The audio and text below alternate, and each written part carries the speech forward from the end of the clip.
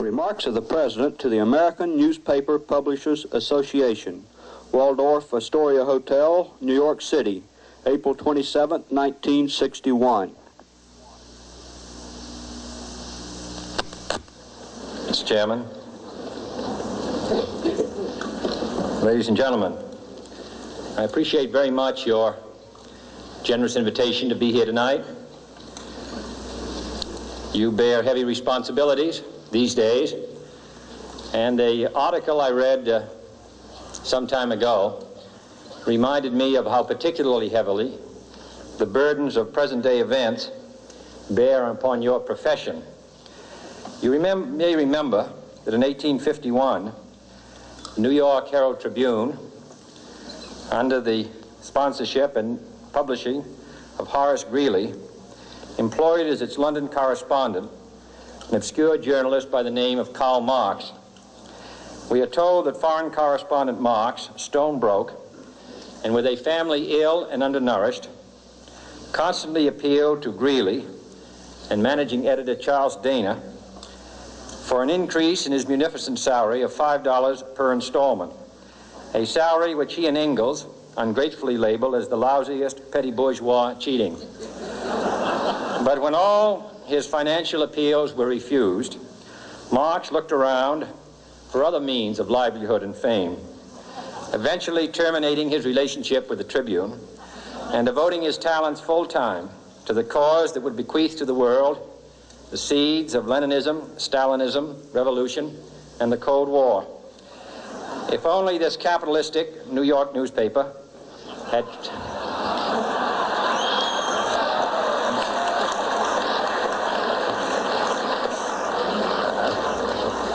treated him more kindly, if only Marx had remained a foreign correspondent, history might have been different. And I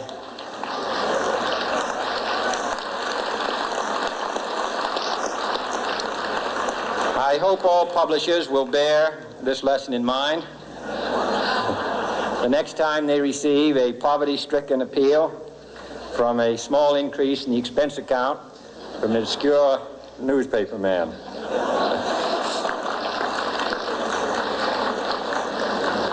I have selected as the title of my remarks tonight, "The President and the Press." Some may suggest that this would be more naturally worded, "The President versus the Press," but those are not my sentiments tonight. It is true, however, that when a well-known diplomat from another country demanded recently that our State Department repudiate certain newspaper attacks on his colleagues, it was unnecessary for us to reply that this administration was not responsible for the press, for the press had already made it clear that it was not responsible for this administration.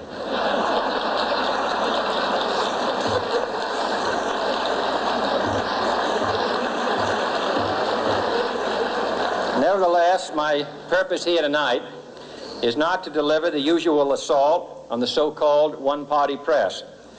On the contrary, in recent months, I have rarely heard any complaints about political bias in the press, except from a few Republicans.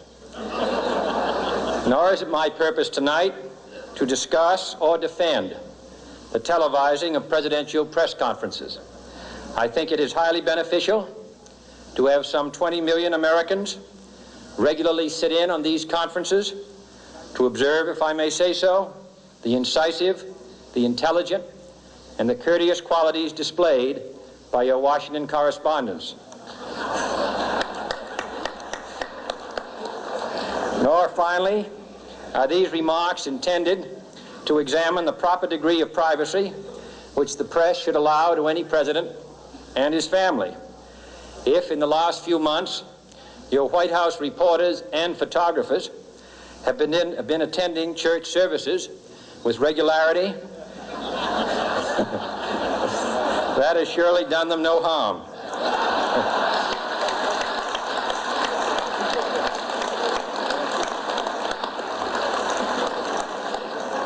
On the other hand, I realize that your staff and wire service photographers may be complaining that they do not enjoy the same green privileges the local golf courses, which they once dared. It is true that my predecessor did not object, as I do, to pictures of one's golfing skill in action, but neither, on the other hand, did he ever being a Secret Service man. My topic tonight is a more sober one, of concern to publishers as well as editors. I want to talk about our common responsibilities in the face of a common danger. The events of recent weeks may have helped to illuminate that challenge for some, but the dimensions of its threat have loomed large on the horizon for many years. Whatever our hopes may be for the future, for reducing this threat or living with it, there is no escaping either the gravity or the totality of its challenge to our survival and to our security. A challenge that confronts us in unaccustomed ways in every sphere of human activity. This deadly challenge imposes upon our society two requirements of direct concern, both to the press and to the President.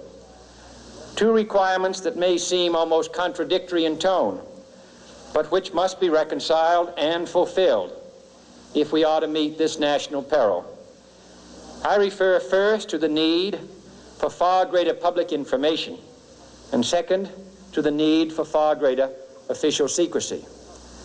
The very word secrecy is repugnant in a free and open society, and we are, as a people, inherently and historically opposed to secret societies, to secret oaths, and to secret proceedings. We decided long ago that the dangers of excessive and unwarranted concealment of pertinent facts far outweighed the dangers which are cited to justify it. Even today, there is little value in opposing the threat of a closed society by imitating its arbitrary restrictions. Even today, there is little value in ensuring the survival of our nation if our traditions do not survive with it. And there is very grave danger that an announced need for increased security will be seized upon by those anxious to expand its meaning to the very limits of official censorship and concealment. That I do not intend to permit to the extent that it's in my control. And no official of my administration, whether his rank is high or low, civilian or military, should interpret my words here tonight as an excuse to censor the news, to stifle dissent, to cover up our mistakes, or to withhold from the press and the public the facts they deserve to know. But I do ask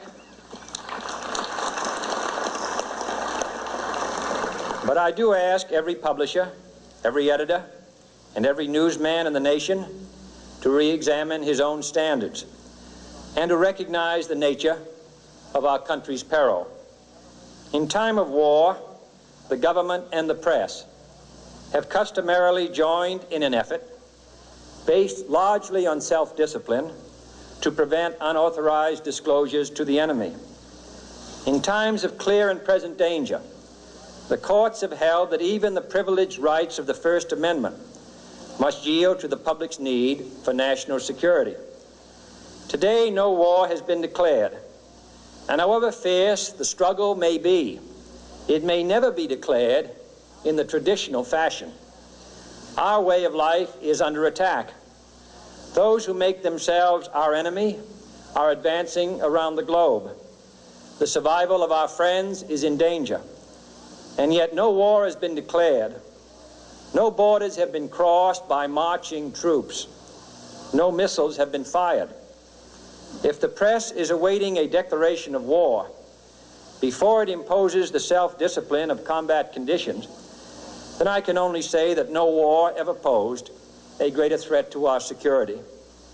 If you are awaiting a finding of clear and present danger, then I can only say that the danger has never been more clear, and its presence has never been more imminent. It requires a change in outlook, a change in tactics, a change in missions by the government, by the people, by every businessman or labor leader, and by every newspaper. For we are opposed around the world by a monolithic and ruthless conspiracy that relies primarily on covert means for expanding its sphere of influence, on infiltration instead of invasion, on subversion instead of elections, on intimidation instead of free choice, on guerrillas by night instead of armies by day. It is a system which has conscripted vast human and material resources into the building of a tightly knit, highly efficient machine that combines military, diplomatic, intelligence, economic, scientific, and political operations. Its preparations are concealed, not published. Its mistakes are buried, not headlined. Its dissenters are silenced, not praised. No expenditure is questioned, no rumor is printed, no secret is revealed. It conducts the Cold War, in short, with a wartime discipline no democracy would ever hope or wish to match. Nevertheless, every democracy recognizes the necessary restraints of national security. And the question remains whether those restraints need to be more strictly observed if we are to oppose this kind of attack as well as outright invasion. For the facts of the matter are that this nation's foes have openly boasted of acquiring through our newspapers information they would otherwise hire agents to acquire through theft, bribery, or espionage. That details of this nation's covert preparations to counter the enemy's covert operations have been available to every newspaper reader, friend and foe alike. That the size, the strength, the location, and the nature of our forces and weapons, and our plans and strategy for their use, have all been pinpointed in the press and other news media to a degree sufficient to satisfy any foreign power, and that in at least one case, the publication of details concerning a secret mechanism whereby satellites were followed required its alteration at the expense of considerable time and money. The newspapers which printed these stories were loyal, patriotic, responsible, and well-meaning. Had we been engaged in open warfare, they undoubtedly would not have published such items. But in the absence of open warfare, they recognized only the tests of journalism and not the tests of national security. And my question tonight is whether additional tests should not now be adopted. That question is for you alone to answer. No public official should answer it for you. No governmental plan should impose its restraints against your will. But I would be failing in my duty to the nation in considering all of the responsibilities that we now bear and all of the means at hand to meet those responsibilities if I did not commend this problem to your attention and urge its thoughtful consideration. On many earlier occasions I have said, and your newspapers have constantly said, that these are times that appeal to every citizen's sense of sacrifice and self-discipline.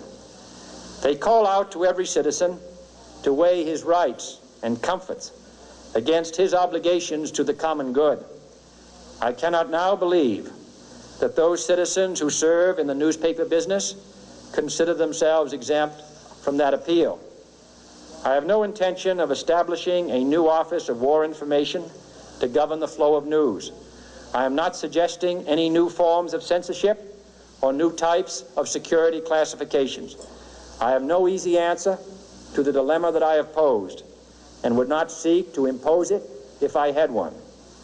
But I am asking the members of the newspaper profession and the industry in this country to re-examine their own responsibilities, to consider the degree and the nature of the present danger, and to heed the duty of self-restraint which that danger imposes upon us all. Every newspaper now asks itself, with respect to every story, is it news? All I suggest is that you add the question, is it in the interest of national security? And I hope that every group in America, unions and businessmen and public officials at every level, will ask the same question of their endeavors and subject their actions to this same exacting test. And should the press of America consider and recommend the voluntary assumption of specific new steps or machinery, I can assure you that we will cooperate wholeheartedly with those recommendations. Perhaps there will be no recommendations. Perhaps there is no answer to the dilemma faced by a free and open society in a cold and secret war. In times of peace, any discussion of this subject and any action that results are both painful and without precedent.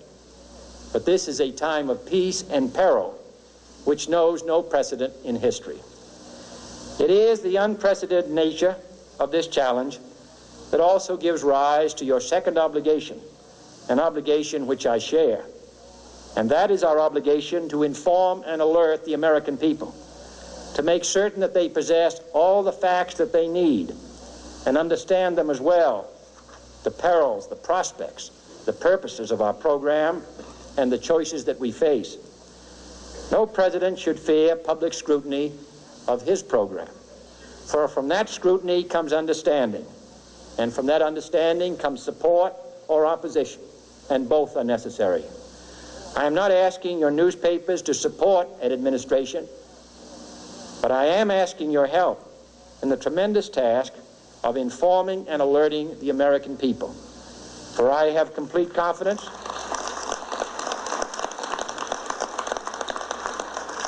in the response and dedication of our citizens whenever they are fully informed. I not only could not stifle controversy among your readers, I welcome it. This administration intends to be candid about its errors. For as a wise man once said, an error doesn't become a mistake until you refuse to correct it. We intend to accept full responsibility for our errors, and we expect you to point them out when we miss them. Without debate, without criticism, no administration and no country can succeed, and no republic can survive. That is why the Athenian lawmaker Solon decreed it a crime for any citizen to shrink from controversy. And that is why our press was protected by the First Amendment, the only business in America specifically protected by the Constitution, not primarily to amuse and entertain, not to emphasize the trivial and the sentimental, not to simply give the public what it wants, but to inform, to arouse, to reflect, to state our dangers and our opportunities, to indicate our crises and our choices, to lead, mold, educate, and sometimes even anger public opinion. This means greater coverage and analysis of international news, for it is no longer far away and foreign, but close at hand and local. It means greater attention to improved understanding of the news, as well as improved transmission. And it means, finally, that government at all levels must meet its obligation to provide you with the fullest possible information outside the narrowest limits of national security, and we intend to do it. It was early in the 17th century that Francis Bacon remarked on three recent inventions already transforming the world: the compass, gunpowder, and the printing press. Now the links between the nations, first forged by the compass, have made us all citizens of the world, the hopes and threats of one becoming the hopes and threats of us all. In that one world's effort to live together, the evolution of gunpowder to its ultimate limit has warned mankind of the terrible consequences of failure. And so it is to the printing press, to the recorder of man's deeds, the keeper of his conscience, the courier of his news, that we look for strength and assistance, confident that with your help, man will be what he was born to be, free and independent.